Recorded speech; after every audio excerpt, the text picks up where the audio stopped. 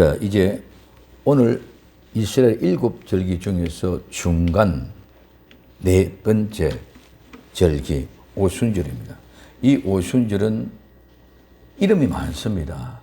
그래서 77절, 이게 77절 절기, 또 이 오순절은 77절 맥추절, 또 처음 열매를 드릴 때는 또 초실절이라고도 이야기해놨습니다. 그래서 혼돈이 많이 일어납니다. 우리 한국교회에서는 이 오순절, 77절, 맥추절을 갖다가 이렇게 되다 보니 보리 추수절기를 해서 우리는 7월 첫째 주에 맥추주의를 즐기는 이런 그런 모습들도 볼 수 있습니다. 자, 첫 세절기는 이스라엘과 관계된 모습입니다. 그래서 이스라엘 백성들을 위한 개인적인 내용과 미래 예언적으로 성취될 것을 가르쳐 줍니다. 그래서 6월절은 예수님이 죽음으로 성취되어졌습니다. 고린도전서 5장 7절에 너희는 누룩 없는 자인데 새 덩어리가 되기 위하여 묵은 누룩을 내버리라. 우리의 6월절 양 곧 그리스도께서 희생이 되셨느니라. 예수님이 십자가에 못 박혀 돌아가심으로 6월절이 성취되어졌습니다. 그래서 갈보리 십자가는 죄를 없애시는 하나님의 어린 양을 믿는 죄인들에게 새로운 시작을 말합니다. 이것은 하나님과 예수를 믿는 성도들의 만남, 즉 하나가 되어지는 중요한 전환점이 됩니다. 예수님과 내가, 하나님과 내가 만나지는 가장 귀한 전환점. 예수님 믿기 전에와 예수 믿고 난 후에 믿고 그 순간이 뭡니까? 6월절이라는 것입니다. 그렇기 때문에 이 첫째 절기를 갖다 제가 말씀드린 이는 구원의 절기다. 인간을 구원하기 위해서는 모든 것들이 하나님의 계획하신 바 그 뜻대로 모든 것을 이렇게 이루어 놓았다는 것입니다. 그래서 모든 초점이 예수에게 맞춰졌다는 것은 예수님이 만들어준 예수님이 뭡니까? 모든 것을 절기를 통해서 예수님의 생애를 이야기해 놓아요. 절기를 통해서 예수님의 생애를 이야기해 놓고 그 생애가 곧바로 구원의 칼렌더, 달력입니다. 또 우리는 그 절기대로 우리를 구원해 가는 줄 믿으시기 바랍니다. 이게 정립이 되어지면 절기가 무엇이든 관심이 없는 것이 아니라 우리는 모든 것들이 법칙이 있습니다. 하나님은 대한민국에는 헌법이 있고 그 위에 법령들이 있고 그 위에 규칙들이 있습니다. 마찬가지로 하나님은 대전제된 원칙이 무엇입니까? 우리를 구원한다는 그 구원의 헌법의 명분이 오직 예수 그리스도로 말미암아 예수의 믿음으로 구원받는 줄 믿으시기 바랍니다. 그래서 그 아래 모든 것들을 절기다, 성막이다, 이런 모든 제사다, 이런 것들을 통해서 하나님이 어떻게 우리 구원을 이루어가느냐? 예수님의 생애가 이렇게 되어졌다는 것이 절기라. 그러면 그 예수님의 생애가 이렇게 되어졌다, 그 절기는 이미 정해놨다는 것이죠. 쉽게 말하면 칼렌더가 정해져 있었다. 그 다음에 우리를 구원해 갈 때도 그 절기대로 우리를 구원해 간다는 거예요. 농사를 지어서 각각 다 다른 개개인의 한 사람 한 사람의 인생이지만은 그 구원의 절기대로 우리를 구원합니다. 똑같이 이 절기를 벗어날 수가 없습니다. 그런데 우리 관심이 없습니다. 관심이 없어요. 성경이 관심이 없다는 것은 곧바로 예수님에 대한 관심이 없다는 것을 우리가 없습니다. 자, 그렇기 때문에 오늘 우리는 큰 관심사가 하나님과 내가 첫 번째 만난 접촉점이 뭐다? 6월절이다. 그 6월절이 예수님이 십자가에 못 박아 죽음이다. 그것이 곧바로 우리 구원의 절기의 시작이었다는 것입니다. 그다음에 두 번째 절기는 무교절은 6월절에 뒤따라 이어지는 6월절과 같은 관계를 맺을 수 있는데 이 절기 속에서 하나님이 이집트라는 세상 가운데 이교들 가운데 있는 사람들을 불러냈습니다. 불러내서 광야로 데려갑니다. 그러면 그 세상 가운데 속박되어져 있던 죄 가운데 있던 모든 권성들을 광야에서 하나 둘 뽑아내는 거예요. 제거해 가는 거예요. 그게 무교절은 6.25병이 있으면 절대로 안 됩니다. 그러면 그 무교병이만 먹어야 되는데 6.25병 누룩이 들어간 빵이 있으면 절대로 안 된다. 그래서 그걸 하나하나 제거해 가는 것이 우리는 성화되어져 가는 것이다. 그래서 그 제거가 하나하나 제거되었을 때에 우리는 죄와 상관없는 사람이 되어진다. 언제까지? 일주일이라는 것은 하나님의 완벽한 기간입니다. 이 무교제 일주일 지키는 것은 우리 인생에서는 내가 죽는 날까지인 줄 믿으시기 바랍니다. 예수 믿고 하면 우리는 죽는 날까지 이 모든 죄를 없애게 하는 무교절을 지켜갑니다. 그래서 이것이 거룩함을 하게 하는 아름다운 절기다. 그래서 이것을 성화의 절기라고 말씀드렸습니다. 세 번째 절기는 천열매 절기로 초실절입니다. 그래서 우리는 이 세 번째 절기는 유월절과 무교절 두 절기가 연관되어져 있다. 뭐로? 일주일을 지키는 그 안에, 유월절, 무교절을 지키는 그 안에 이 초실절이 들어있다고 말씀드렸습니다. 그래서 하나님은 땅과 그 안에 모든 열매를 다 소유하신 소유자다. 근데 하나님이 우리에게 모든 걸 다 맡겨주었다. 그래서 우리는 청직이다. 어제 말씀, 청직이다. 그러면 청지기가 되기 위해서는 우리가 그 땅을 소유해야 된다. 그래서 내가 소유하지 않으면 절대로 내가 하나님께 드릴 것이 없다. 이것이 바로 초실절을 통해서 우리에게 주어진 것입니다. 십자가에 못 박혀 돌아가신 후에 죽음에서 일어나셨다. 이제는 모든 빚, 모든 것을 다 갚았다. 그래서 갚은 모든 것들이 하나님의 첫 소재로 드려지는 예물이 되는 줄 믿으시면, 이게 없으면 우리는 하나님 앞에 내가 청지기적인 사명, 내가 그 땅을 차지 않으면 이것을 내가 드릴 수 없다는 거죠. 하나님 앞에 나가. 이제는 새로운 세계입니다. 그래, 이 초실절은 어디에서, 이집트에서 지키는 것이 아니고, 광야에서 지키는 것이 아니고, 그 땅에 들어가서, 가나안 땅에 들어가서 그 열매의 좋은 것을 하나님께 드린 거라. 그래서 너희들이 떡으로 굽거나 생으로 붓거나 어떻게 해서든지 처음 열매를 하나님께 드리기 전에 그거 먹지 마라. 가장 먼저 하나님께 드리고 그 다음에 너희들이 먹으라고 말씀하는 것을 우리는 볼 수 있습니다. 그래서 이 모든 것들을 통해서 이것은 죽음에서 일어납니다. 그래서 고린도전서 15장 23절에 그러나 각각 자기 차례도 되리니 먼저는 첫 열매인 그리스도요, 그 다음에 그리스도 강림하실 때 그때 붙은 자다. 예수님이 부활하셨습니다. 첫 열매로. 그러면 그 다음에 또한 우리도 부활할 줄로 믿습니다. 그러면 그 다음에 부활하는 것은 예수님이 첫 열매로 부활했고, 그 다음에 우리 모두는, 자, 열매가 첫 열매가 맺어지면 그 다음에는 각각 다 예수님은 시공을 초월한 분, 영원한 분이기 때문에 한 열매 딱 끝이 났습니다. 그럼 그 다음에 이 세상의 존재가 되면 계속 세월이 흘러가면 계속 사람이 존재 역사를 이루어갑니다.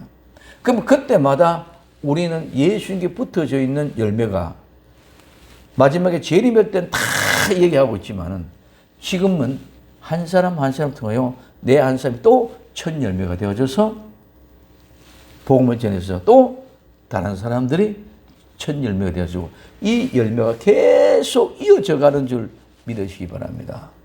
한 해 농사가 끝나는 것이 아니라 그죠.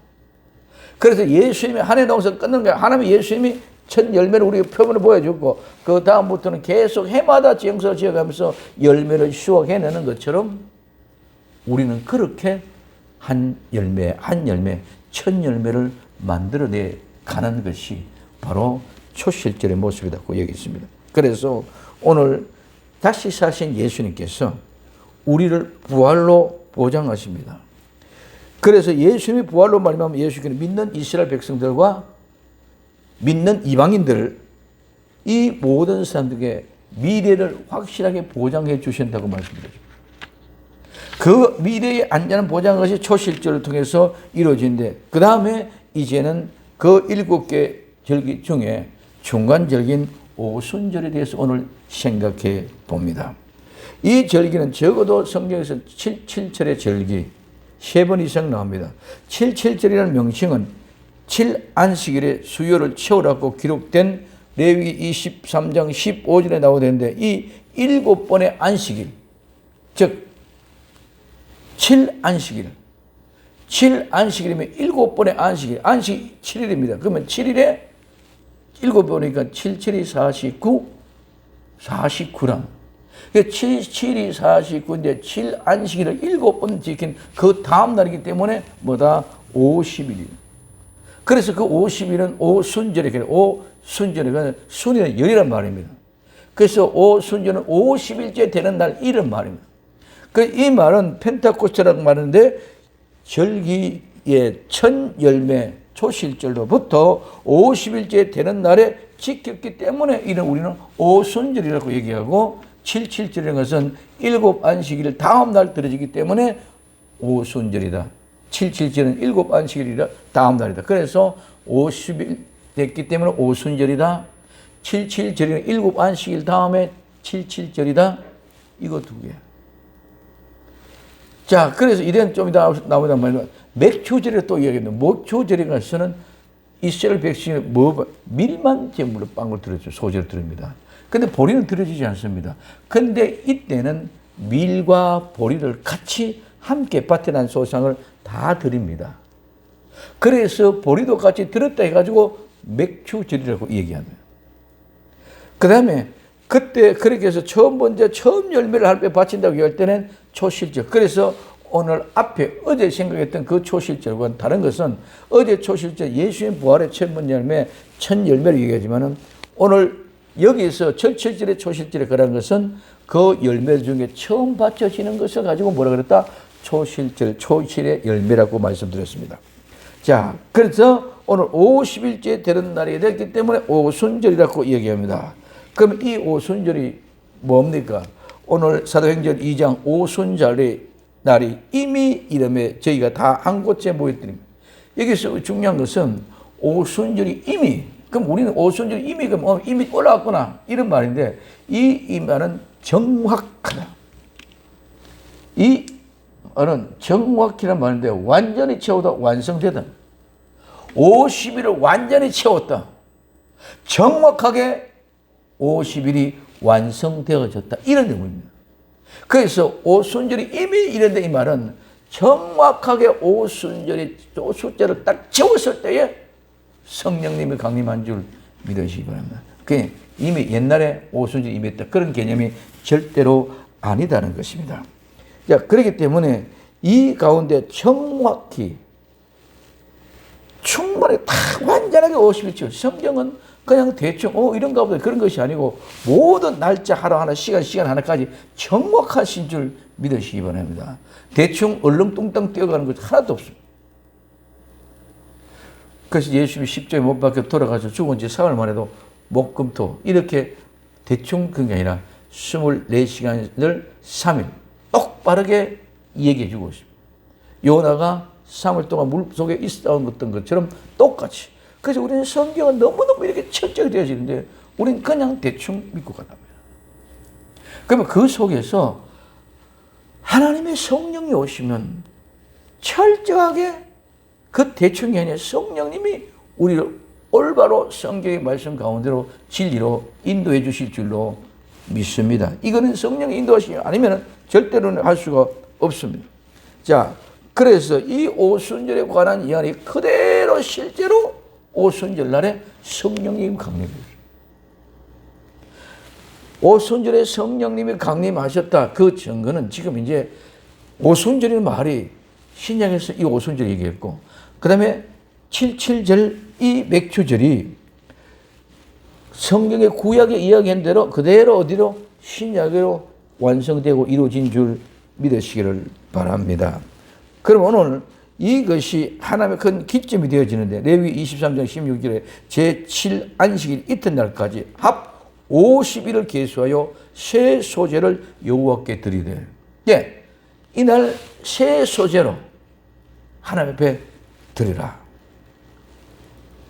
새로운 기점, 즉 하나님께서는 새로운 소제, 새 소제로 새로운 헌물을 드리는 겁니다. 새로운 헌물을 드리는 것은 막연하게 어떤 헌금이나 예물 이런 거 드리는 것이 아니라 여기는 완전히 새 소재는 건 새로운 것입니다. 어떤 것일까요?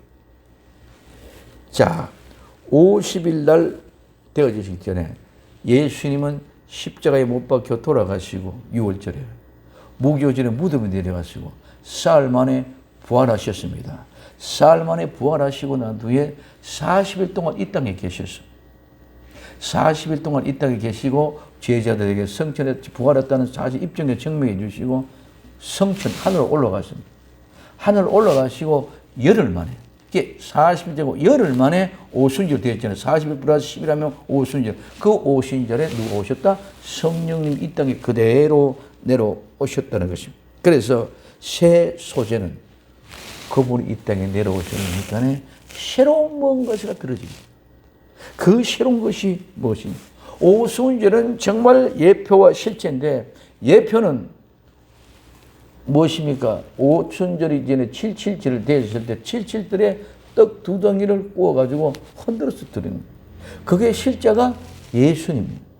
그러면 떡 두 덩이를 흔들었다면 여기 떡 두 덩이는 구약의 이스라엘 백성, 신약의 이방인의 성도, 이스라엘 성도, 유대인 이방인의 성도, 이 두 떡을 합해서 흔들어 살아났다는 거예요. 그래서 이방인들에게 복음이 최초로 전구되기 시작되어 있는 교회가 탄생된다는 것을 얘기해 줍니다. 이게 실제입니다. 예표가 실제로 되었습니다. 그러면 오늘 우리는 이와 같은 하나님 앞에 천 열매 드린 새 소자를 불리는 것은 이 지상에서 새롭게 시작되는 뭔가가 있다. 그게 뭐냐? 첫째, 그 새 것은 교회다. 교회가 새로 탄생되어진다. 근데 이 모든 것은, 그래서 첫째 이 모든 것은 새로운 것이 바로 교회다. 오늘 마태복음 16장 18절 또 내가 이르노니 너는 베드로라. 내가 이 반석 위에 내 교회를 세우리니 엄부의 권세가 이기지 못하리라고 말씀하고 있습니다. 자, 베드로에게 말씀하셨는데 이때는 아직까지 교회가 뭔지를 몰라. 예수님이 십자가에 못 박아 돌아가시고 무덤에서 장사 지내버렸다가 사흘 만에 부활하고 그 다음에 부활하셔서 성천하시고 오순절에 성령이 강림하셔야만이 교회가 생겨지는 줄 믿으시기 바랍니다. 그렇기 때문에 지금 예수님이 베드로가 얘기할 때 이거 아직 교회가 안 생겼어. 교회가 뭔지를 몰라. 그래서 베드로에게 그런 얘기를 합니다. 자, 너는 베드로라. 내가 이 반석 위에 내 교회를 세우리니, 이 교회가 시작되어지는 것은 일곱 절기 중에서 오순절을 통해서 새로운 교회가 시작되어집니다. 즉, 구약의 이스라엘 백성들이 이제는 이방인들에게도 뭐가 되어 복음이 전가되어진다. 이 두 덩이가 함께 하나 되어서 하나님 앞에 영광 돌리는 그런 모습이 되는 것입니다. 그래서 이 교회는 설립자가 예수님이신 줄 믿으시기를 바랍니다. 교회는 설립자가 예수님이고 그 설립자가 곧바로 교회의 기초다는, 예수님이 교회의 기초고 예수님의 교회의 설립자. 근데 가톨릭에서는 이것을 베드로를 그 교회라고 합니다. 교회 기초라고 합니다. 왜? 베드로에게 이야기했기 때문에. 그리고 베드로, 내가 이 반석 위에 내 교회를 세우는데, 반석을 뭐라고 했어요? 이 반석은 베드로도 반석의 의미가 있고 반석도 반석에 차이가 있는 거야. 이 헬라의 원문에서 보면은 베드로는 페트로스라고 해서, 페트로스는 어떤 바이냐면 돌이 쪼개진 돌, 깨진 돌이야. 그 여기에 반석이라면 베드로, 너는 베드로인데 베드로는 이 반석 위에 세우는 이 반석이라면 깨어지지 않은 통째로 큰 바위. 이런 우리가 집안, 우리가 이게 올라가면 아차산에 올라가면 아차산 자체가 돌로 붙여지잖아요. 그 깨진 거 아니잖아요. 그런 통째로 있는 그 반석을 갖다가 우리는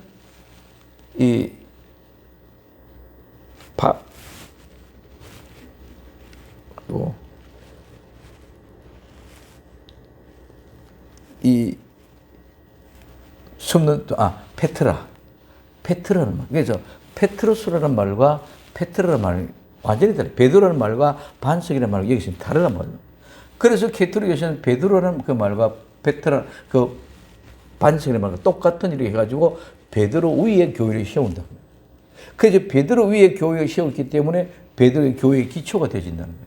그래서 교황은 베드로의 기초 위에 세워진 교회. 그래서 교황은 하나님 아버지. 신부라는 말은 신이라는 말은 하나님의 부 아버지라는 거예요.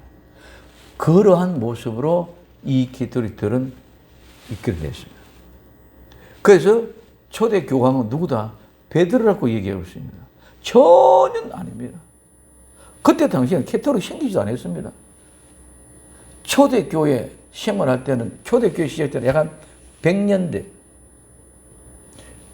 그럼 이 교황이 생기기 전에, 가톨릭이 생기기 전에는 313년에 칩니다. 그러니 차이가 엄청납니다. 근데 그걸 가졌더니 우리는 뭐라? 가톨릭 큰 집이라 그러고, 거기서 우리 종교 개혁을 해가지고, 프로테스탄트들이 종교 개혁에 나와서 개신교라고 그래요. 절대로 그런 것이 아닙니다.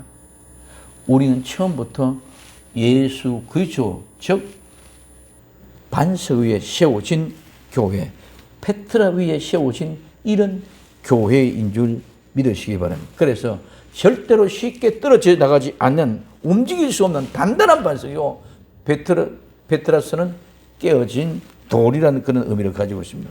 그래서 움직일 수 없는 그런 기초는 변하지 않는 줄 믿으시기 바랍니다. 베드로가 예를 페트라스 들으면 움직이지.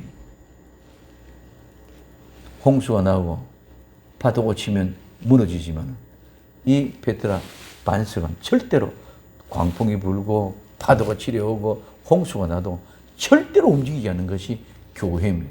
근데 이 본질적 이런 모습을 모르니까 자꾸 우리는 인간의 생각을 가지고 만들어내는 것이 휩쓸려 갑니다. 그래서 이 반석은 뭡니까? 고린도전서 10장 4절 다 같은 신령한 음료를 마셨으니 이는 저희를 따르는 신령한 반석으로부터 마셨음에 반석은 곧 그리스도라고 말씀하셨습니다. 이스라엘 백성들이 출애굽해서 광야에 나올 때, 광야에 목말라 죽었을 때 반석에 쳤을 때 물이 나왔습니다. 그 반석에서 물이 나온 것이, 그 반석이 누구다? 그리스도다.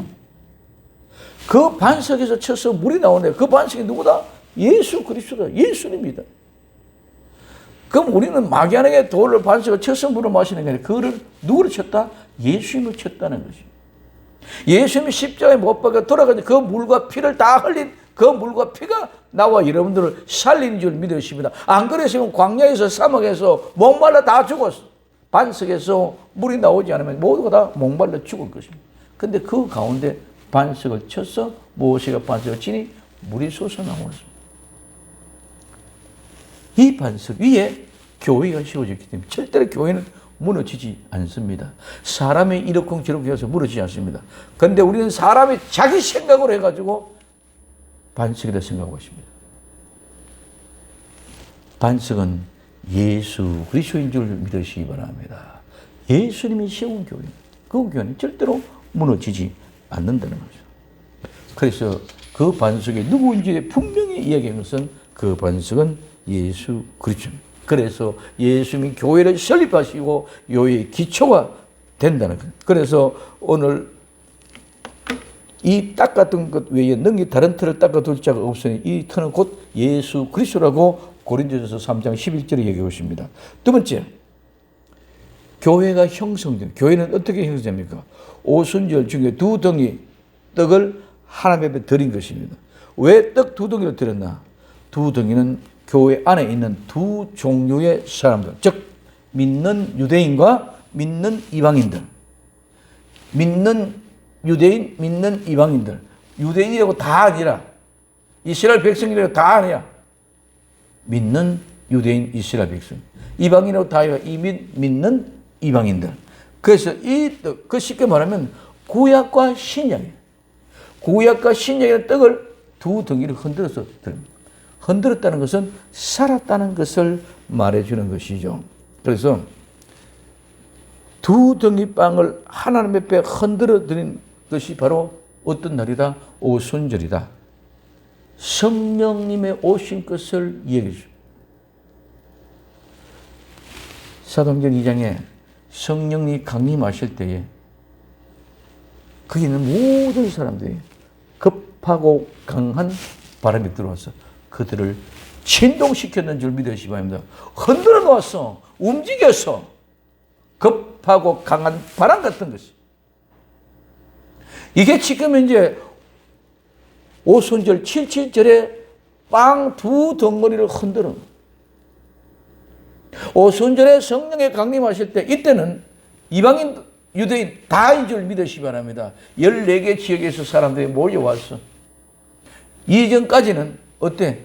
이스라엘 백성들이 유대인들에게만 얘기되어졌는데 이제 오순절 특별히 그 모든 사람 다 같이 함께 오순절에 떡이 흔들어지듯이 진동되어서 다시 살아내는 역사가 이때부터 시작된 줄 믿으시기를 바랍니다. 자, 그래서 오늘 고린도전서 12장 13절에 우리가 유대인이나 헬라인이나 종이나 자유자나 다 한 성령으로 말미암아 한 성령으로 말미암아 세례를 받아 한 몸이 되었고 또 한 성령을 마시게 하시네. 그렇기 때문에 우리 모두가 다 한 성령으로 말미암아 세례를 받고 한 몸이 되었기 때문에 우리 모두가 다 한 성령을 마시게 되어 있는 줄 믿으시고, 그러면 다 똑같아져야 돼. 하나님이 보내신 그 성령을 마셨으면은 우리 모두가 다 성령으로 수업에 혼기라면은 나나 여러분이 똑같이 하나님의 성품, 하나님의 인격이 나와야 되는 줄 믿으시기 바랍니다. 이게 안 돼. 그래서 이방인이나 헬라인이나 유대인이나 종이나 자유자나 남자나 여자나 어떤 사람 모두가 다 그렇다는 것입니다. 자, 근데 구약의 오순절은 메시아가 부활하신 이후에 50일째 되는 날, 즉 유대인과 이방인들이 그 메시아를 통하여 하나님을 섬기러 오는 그 날을 가르치고 있지만 현재 교회 시대에는 이 아름다운 그 성령의 강림의 역사가 일어났어. 이제는 우리는 그 새로운 삶을 살기를 하게 하는, 시작하는 한 출발하는 기점이 됩니다. 그래서 현재 교회의 시대는 두 가지 놀라운 사실이 있습니다. 하나는, 첫째는 인자 대신 예수님이 어디요? 하늘에 계십니다. 주님은 부활하시고 40일 동안 있다가 성천하시고 열흘 만에 오순절 성령님을 보내주시고 예수님은 하늘 보좌 우편에 계시는 줄 믿으시기 바랍니다. 이게 오순절의 증거였습니다. 자, 그러면 예수님이 하늘에 계신다. 히브리서 1장 3절, 이는 하나님의 영광의 광채요 그 본체의 형성이라. 그의 능력의 말씀으로 만물을 붙드시며 죄를 성결케 하시는 일을 하시고, 뭐 하시고? 죄를 성결케 하시는 일을 하시고 능력의 말씀으로 만물을 붙드시고 이제는 높은 곳에 계신 위엄의 우편에 앉으시냐. 높은 하늘 보좌 우편, 위엄, 높은 곳에 거기 앉아 계시는 줄 믿으시면, 그러면 거기 앉아서 그냥 가만히 계십니까? 아닙니다. 오늘 히브리서 7장 25절에 그러므로 자기를 힘입어 하나님 앞에 나아가는 자들을 온전히 구원할 수 있으니 이는 그가 항상 살아서 저희를 위하여 간구하십니다. 그분은 지금도 나와 여러분들을 위하여 하나님 보좌 우편에서 우리의 구원이 온전히 될 수 있도록, 이기고 나올 수 있도록, 시험 가운데도 이기고 나올 수 있도록, 괴로움과 고통 가운데도 이기고 나올 수 있도록 예수님은 나와 여러분들을 기도하고 계시는 줄 믿으시기 바랍니다. 이게 하나님 보좌 우편에서 예수님이 하신 일.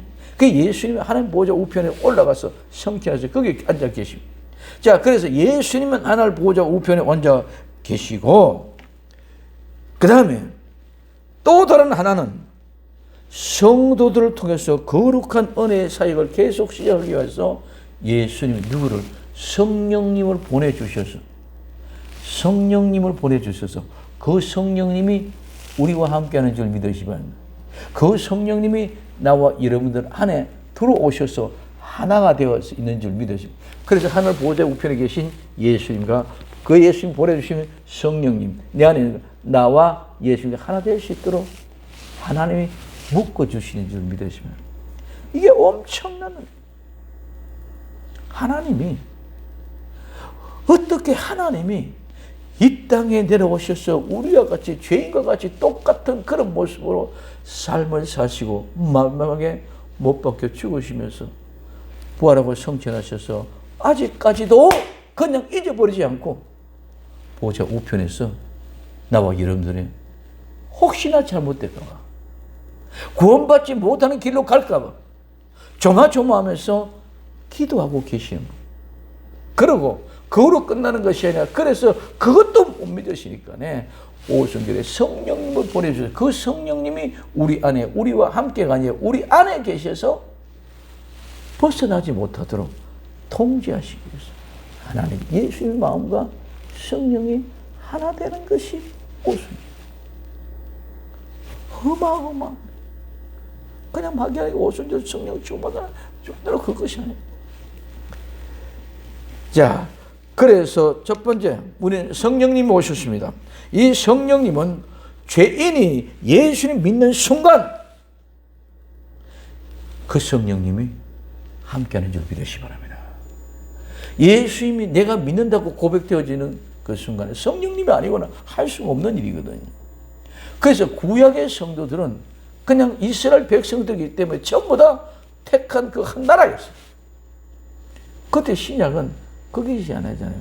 그렇기 때문에 두 덩이가 예수님 보내주신 그 성령님이 우리 속에 계셔서 믿음을 고백할 수 있도록 허락해 주시는 줄 믿으시기 바랍니다. 이게 성령님, 어떤 죄인이라도 예수 그리스도를 구주로 믿게 하는 그 역사는 하나님의 택한 백성들이 있기 때문에 그 택한 백성들에게 성령님이 찾아가서 그를 고백할 수 있도록 믿을 수 있도록 허락해 주시는 줄 믿으시기 바랍니다. 막연하게 교회에 다닌다 아닙니다. 교회에 다니는 것이 예수 믿고 교회에 다니는 것이 구원받는 것이 아니라 헌금하는 것이 교회가 있고 헌금하는 것이 구원받는 것이 아니라 오늘 우리는 예수님을 믿게 되어졌을 때 성령님께서 그 입을 고백합니다. 그런데 오늘 우리는 성령님이 오셨다는 것은 내가 성령님이 계시지 않으면 절대로 예수님을 고백하고 구원할 수 없습니다. 우리는 말로는 아무리 무슨 얘기도 할 수 있습니다. 그러나 절박한 순간 내가 진정 구원해서 성령님이 나를 지켜주지 않으면 절대로 나는 예수님의 신앙으로 고백할 수 없습니다. 그렇기 때문에 이것이 성령의 세례라고 얘기합니다.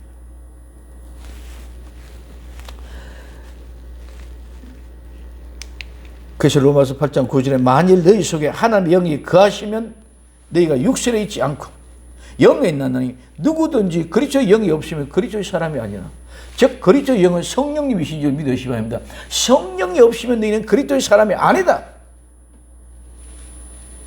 네, 우리는 성령이 계셨기 때문에 주님을 고백합니다. 그런데 이런 뜨거운 감정이 없어. 말로만 지식으로 예수 믿으면 구원받는다. 성령이 아니면 누구도 입으로 신하지 않는다. 그래서 많은 이단이 또 얘기합니다. 성령이 아니면 예수의 구주를 신뢰할 수 없다지 않느냐. 그 예수 믿는다는 것이. 입으로 예수 믿는 것이 아니라 실제 생명 되신 예수 그리스도께서 보내주신 성령님이 우리 안에 있을 때에 이게 고백되어지고 이게 예수님을 믿는 것인 줄 믿으시기 바랍니다. 성령님이 그 안에 존재하지 않으면 예수 믿는 것이 아니라는 것을 얘기해 주고 있습니다. 그래서 오늘 데살로니가서 4장 8절에 그러므로 저버리는 자들은 사람을 저버림이 아니요 너희에게 그의 성령을 주신 하나님을 저버리심이라고 말씀하고 있습니다. 이 저버린다는 말은 뭐냐면 무효다. 저 하나님의 복음을 전해서 예수님 보내주신 성령님을 믿어야 되는데 그것을 저버리는 것은 모든 것이 다 무효다. 거절하다는 것입니다. 오늘 나와 여러분들은 저버리지 않고 정말 믿음으로 성령님 인도하심에 꼭 붙잡힌 복된 주인공들이 될 수 있기를 예수님 이름으로 부탁을 드립니다. 그래서 요한 1서 3장 24절에 그의 계명을 지키는 자는 주 안에 거하고 주는 저 안에 거하시나니 우리에게 주신 성령으로 말미암아 그가 우리에게 안에 거하시는 줄을 우리가 아느니라.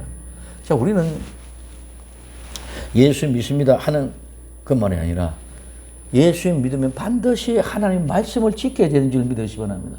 계명을 지켜야 된단 말입니다. 하나님의 말씀을 지켜야 된단 말입니다. 하나님의 말씀을 지키지 않고 나는 성령 받았네, 불쩍불쩍 뛰고 성령이 오셨네, 성령 충만 뛴다고 해가지고 성령이 인 것이 아니라 성령이 임했다는 그 증거는 무엇을 하느냐? 계명을 지키느냐 안 지키느냐. 하나님의 말씀과 상관없는 사람은 성령님이 그 안에 거하지 않은 사람입니다. 하나님의 계명을 지켜서 성령이 오시면 반드시 하나님 말씀에 순종하도록 해주시는 줄 믿으십니다. 그래서 예수님 말씀을 생각나게 합니다. 예수님 말씀을 깨닫게 합니다. 그러니 그 말씀을 깨닫고 생각나게 해서 그 말씀을 지키려고 몸부림칠 때 그 사람이 성령님이 그 안에 거하신다. 그러므로 그 성령님으로 말미암아 우리 안에 예수님이 우리 안에 성령이 우리 안에 거하는 줄 우리가 안다. 두 번째, 성령님의 내주. 자, 우리는 예수님께서 6월절 양으로 자신을 죽음에 내어주시고 첫 열매로 부활하셨습니다. 그런데 부활하기 전에는 성령님이 오지 않았습니다. 요한복음 14장 16절 17절 내가 아버지께 구하겠으니 그가 또 나를 다른 보혜사를 너희에게 주사 영원토록 너희와 함께 있게 하시리니 저는 진리의 영이라 세상을 능히 저를 받지 못하나니 이는 저를 보지도 못하고 알지도 못함이라. 그러나 너희는 저를 아나니 저는 너희와 함께 거하심으로 또 너희 속에 계시게 하심이라고 말씀하고 있습니다. 오순절 전까지는 성령님께서 성도 안에 거하지를 않았습니다. 구약시대 때는 그분께서 성도들 위에 이스라엘 백성들 특별히 택한 사람들 위에서 그들과 함께 계시면서 그들을 기름을 부어서 하나님의 일을 알 수 있도록 해주십니다. 그것 증거가 사사기에 12 사사들 모두가 다 그런 사람들의 모습이었습니다. 근데 오늘 요한복음 14장 16절에서 17절 이 말씀은 너희와 함께, 즉 영어로 말하면 with you, 너희와 함께 했습니다. 이제는 너희와 함께해서 이제는 너희 안에 in you, 너희 안에. 그래서 함께가 이제는 우리 안으로 들어오는 한 분기점이 된다는 사실을 우리는 깨달아야 됩니다. 그래서 예수님은 성령님이 우리 안에 거하게 될 때에 영원한 것이라는 줄 알게 된다. 그런데 오순절이 이미 전에는 그 성령님 오시지 않았다. 요한복음 14장 16절 10절 이 말씀하실 때는 아직 성령님이 오시지 않은 줄 믿으시기 바랍니다. 성령이 오시게 되면 이렇게 된다. 그것이 사도행전 2장에서부터 이렇게 된다는 사실을 우리에게 입증해 주십니다. 그러면 그 성령님이 우리 안에서, 즉 우리와 하나님이 우리와 함께 하시던 그분이 이제 우리 안에 들어오게 될 줄로 믿습니다. 그분이 내 안에 들어와서 이렇게 모든 것이 나를 통제, 나를 다스려, 나를 제어해. 그 사실이 안 되어지자면 성령님이 통제를 안 하는데 갈등 일어날 이유가 없습니다. 고민할 이유가 없습니다. 오늘 우리는 성령님이 우리에게 들어와서 통제할 때에 말씀을 지키려고 몸부림쳐질 때에 많은 갈등이 일어납니다. 그 갈등이 일어나는 증거가 성령님이 내 안에 쓰이면 이제 통제합니다. 무슨 갈등이냐면 하나님의 말씀을 이런데 이걸 내가 지켜야 되는 말이네요. 그래서 성령님이 예수의 말씀이 생각나게 하시고 예수의 말씀을 깨닫게 해주시는데 깨달았으면 그 말씀을 지켜야 될 줄로 믿습니다. 그런데 그 지키는 것은 결코 육신의 시간으로 쉽지 않습니다. 그러나 성령의 충만한 역사, 성령으로 가득 채워질 때는 아무것도 없는 줄 믿으시기 바랍니다. 왜? 내 안에 내가 다 빠져버리고 성령으로 충만했다고 해서 온전히 성령이 되어졌다는 거예요. 성령으로 가득 채워졌다고 해서 성령이라는 것입니다. 그래서 세 번째는 성령으로 채워지는 것입니다. 성령의 충만이라는 말은 충만해. 그냥 넘친다 뭐 이러는데 그게 무엇을 의미겠는지 모르지만 이 성령으로 충만하나마는 성령으로 가득 채워졌어. 모든 성도들은 주어진 한 가지 명령, 성령으로 충만하라, 성령으로 채워지라는 것입니다. 에베소 5장 18절에 술 취하지 말라. 이는 방탕한 것이니 오직 성령의 충만함, 성령으로 채워라. 성령님 안에서 세례를 받는 오늘날 교회는 누구든지 전부 다 경험했습니다. 왜? 예수님이 믿게끔 해줘요. 교회는 예수님 믿는 것이 교회인 줄 믿으시기 바랍니다. 교회 다니는 것이 믿는 것이 아니라 예수님 믿는 것이. 그러면 그 예수님 믿는 것은 성령님이 아니고는 그 고백을 할 수 없다는 것입니다. 그래서 교회 이전 시대는 이런 일이 있을 수 없습니다. 교회 시대야만이 존재한 것이 이 말씀입니다. 예수님께서 부활 후에 하늘에 성천하시기 전에는 일이 없었습니다. 그래서 사도행전 1장 5절에 요한은 물로 세례를 베풀었으나 너희는 몇 날이 못 되어서 성령으로 세례를 받으려 하셨느니라. 그래서 오늘 사도행전 1장 5절에 성령으로 세례를 받으리라 얘기했습니다. 그것이 사도행전 2장에 오순절의 성령이 이미 이름에 성령이 임하시는 역사가 있을 때 우리는 성령이 받게 될 줄로 믿습니다. 그래서 성령을 받았으니 성령의 충만함을 성령으로 가득 채워지는 사람. 오순절의 성령이면 성령은 가득 채워져 있어요. 근데 내 생각으로 채워져 있으면은 아무것도 그에 대한 고민이 없고 내 생각이 조금 1%도 있으면 갈등하고 고민하고 아파하는 거죠. 성령으로 가득 채워주시면 고민한 일이 없는 줄 믿으시기를 바랍니다. 그래서 오늘날 교회는 모두가 다 예수님을 믿는다고 고백되어진 사람 다 성령의 은혜를 경험했다. 성령의 은혜가 아니면 예수님은 고백할 수 없기 때문에 이전에 예수님 당시에는 이런 일이 있을 수가 없는 것이죠. 그래서 죄악된 인간의 모습을 가지고 이 땅에 오셔서 나와 여러분들을 구원해 주시고 성천하시고 오순절에 성령을 보내주시는 이거는 어마어마한 예수님 우리의 모습을 보셨습니다. 보이서 성령을 이제는 그때 예수님과 함께 하십니다. 그때는 우리가 함께입니다. 예수님과 함께. 그 다음에 성령님이 우리 안에 들어서 성령이 우리 안에.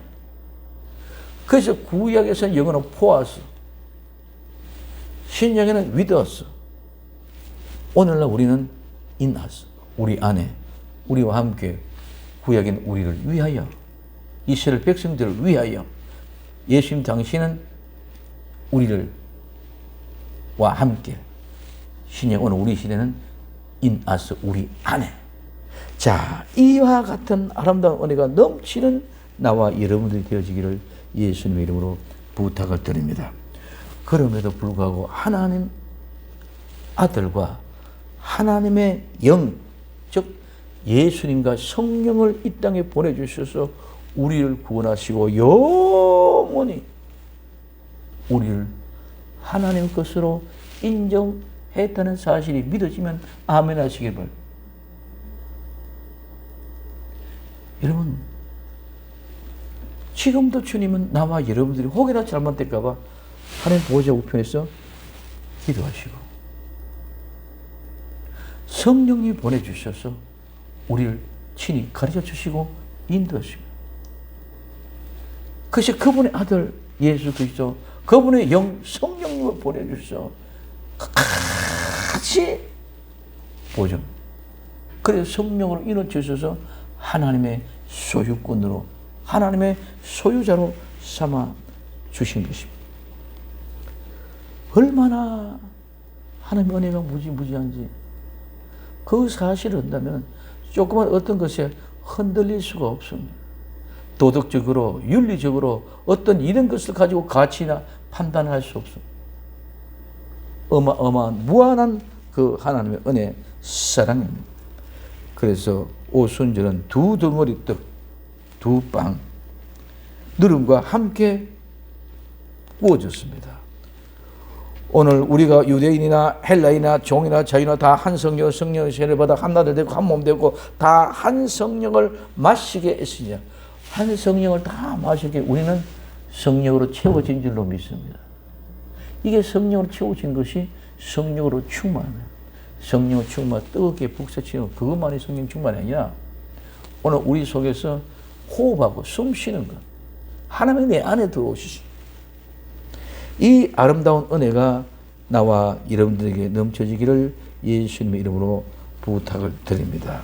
그래서 오늘 그런 가운데도 교회는 죄가 있다는 것입니다.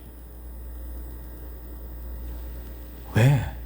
아담의 후손이 계속 그 죄 속에서 흡수를. 그렇기 때문에 우리는 갈등하고 고민하는 거예요. 죄가 없으면 성령으로 가득 채워주시면 고민할 이유가 없죠. 근데 그 죄가 있기 때문에 우리는 갈등하고 고민하고, 그래서 우리 인간의 죄악된 심리는 자꾸 시행적으로, 재밌는 쪽으로, 편리한 쪽으로 편의가 가고자 하는 것이 죄에게 욕망입니다.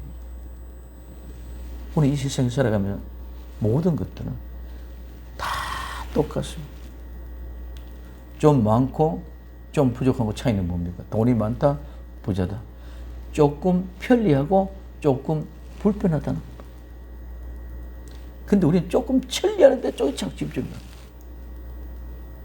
없어도 됨에도 불구하고 그거 있으면 더 편리하기 때문에 우리는 불편하든 편리하든 어떤 곳이든지 성령님의 인도하심에 따를 수 있는 그런 복된 주인공들이 될 수 있기를 예수님의 이름으로 부탁을 드립니다. 그래서 요한일서 1장 8절에 만일 우리가 죄가 없다면 어떻게 보면 스스로 속이고 또 진리가 우리 속에 있지 아니할 것입니다. 진리가 예수님 우리 안에 있어도 우린 계속 뭐가 일어난다? 갈등이 일어나고 고민하고. 그래서 우리는 죄를 고백하고 시시때때로 고백하고 울며 불며 때로는 통곡하면서 하나님의 품에 안길 수 있는 그런 아름다운 마음이 될 수 있기를 예수님 이름으로 부탁을 드립니다. 그러면 언제 이 죄가 없어집니다? 우리 주님 예수님이 재림하실 때, 마지막에 재림하실 때는 모두를 다 죄를 없게 하시고 우리를 불러 올리신 줄 믿으시기 바랍니다. 그래서 데살로니가서 3장 13절에 너희 마음을 굳게 하고 우리 주 예수께서 그 모든 성도와 함께 강림하실 때에, 재림하실 때, 다시 오실 때에 하나님 우리 앞에서, 하나님 우리 아버지 앞에서 거룩함에 흠이 없게 하시기를 원한다. 우리 지금 다시 오실 때 흠이시면 못 들어갈 줄 믿으시기 바랍니다. 그래서 그 전까지 완벽하게 완전하게 흠이 없게끔 해주셨다. 그래서 히브리서 9장 28절에 이와 같이 그리스도도 많은 사람들의 죄를 담당하시려고 단번에 들으신 바 되어졌고 구원에 이르게 하기 위하여 죄와 상관없이 자기를 바른 자에게 두 번째 나타나시다.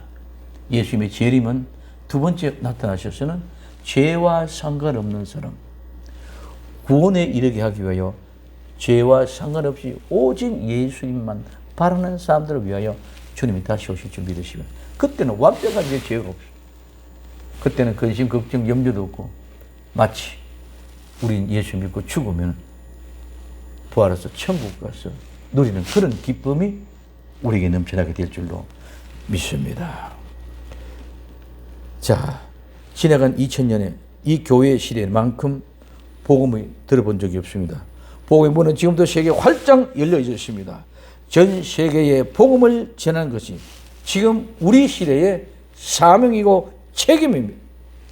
그리고 또한 이것은 우리만 느낄 수 있는 특권입니다. 이스라엘 백성들은 한 번도 나가서 복음 전할 소리 안 했습니다. 왜? 그들 나라만, 그들만 이렇게 복음을 전할 필요가 없습니다. 예수님 당시에도, 예수님 당시에 제자들이 한 번도 나가서 이방인에게 복음을 전하라 명령을 하지 않습니다. 예수님 십자가에 못 박혀 들어지고 부활하시고 성천하시고 내가 보내준 성령님 그가 있다. 이제 교회 시대가 되면 땅끝까지 이르러 복음을 전하라고 말씀하고 계시는 줄 믿으시기를 바랍니다. 이제 교회가 탄생되어졌습니다. 이 교회는 두 등이, 즉 믿는 유대인과 믿는 이방인, 이 두 등이, 즉 보리, 밀 같이 함께 섞여서 모든 사람에게 복음을 전한 첫 번째 열매가 들어진 것이 오순절의 모습입니다. 예수님의 첫 열매는 아름다운 열매가 맺어서 오늘 우리도 아름다운 열매가 맺어진 줄 믿으시기 바랍니다. 내가 지금까지 나는 예수님 안 믿었기에 열매가 없어서 이제는 열매, 나로 인해서는 첫 열매인 줄 믿으시기 바랍니다. 그러면 내가 또 복음을 전해서 그 사람이 예수 믿음으로 복음을 전해져서 예수 믿음으로 구원받은 그분이 또 첫째 자신의 열매를 맺어서 아름다운 열매가 될 줄로 믿습니다. 그래서 이와 같이 계속 역사가 이어져 2000년에 왔습니다. 이제 2022년이라는 세월이 흘러왔습니다. 우리 또 앞으로도 그렇게 나가야 되는 줄 믿으시기를 바랍니다. 정말 우리는 마지막 때 다시 복음, 영원한 복음을 전할 때가 되어졌습니다. 첫 열매를 만들어서 성도가 열매를 맺어지게끔 우리는 할 수 있도록 하나님이 우리에게 권세를 주셨는 줄 믿으시길 바랍니다. 지금 우리는 모든 걸 다 잊어버려. 6월절에 6개월 동안 있었던 그 모든 걸 다 잊어버려. 새롭게 출발합니다. 그래서 마태복음 28장 18절에서 20절까지 예수님께서 나와 일러 가라사대 하늘과 땅의 모든 권세를 내게 주셨으니 그러면 너희는 가서 모든 족속으로 제자를 삼아 아버지와 아들과 성령의 이름으로 세례를 주고 내가 너희에게 분부한 모든 것을 가르쳐 지키게 하리라. 볼지어다 내가 세상 끝날까지 항상 너희와 함께 있으리라. 아멘. 오늘 예수님이 나와 여러분들 땅끝까지 이르러 복음을 전하면서 아버지와 아들과 성령 이름으로 세례를 주고 모든 분부한 것을 가르쳐 지키게 해라. 내가 세상 끝날까지 항상 너희와 함께 하시오. 두려워하지 말고 무심하지 말고 이제는 오순절에 성령의 강림의 역사가 나를 통해서 이제 또한 하나님 아름다운 열매를 맺게 하여 주시옵소서 하고 강력하게 나아가 오순절에 강력한 그 성령님이 내 안에서 오늘 또 역사해 주셔서 주소하는 아름다운 영혼의 구원을 당당하게 감당할 수 있는 아름다운 사명을 감당할 수 있는 아름다운 내 특권을 누릴 수 있는 그 특권은 예수님이 복음을 줄 때 능력도 나타날 줄로 믿습니다. 악한 영들이 떠나는 줄 믿으시기 바랍니다. 모든 병이 치유된 역사 일어날 줄입니다.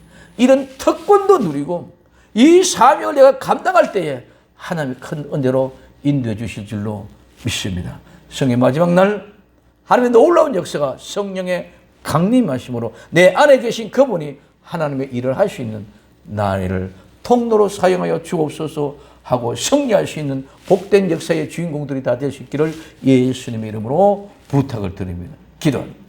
사랑하는 주님 감사합니다.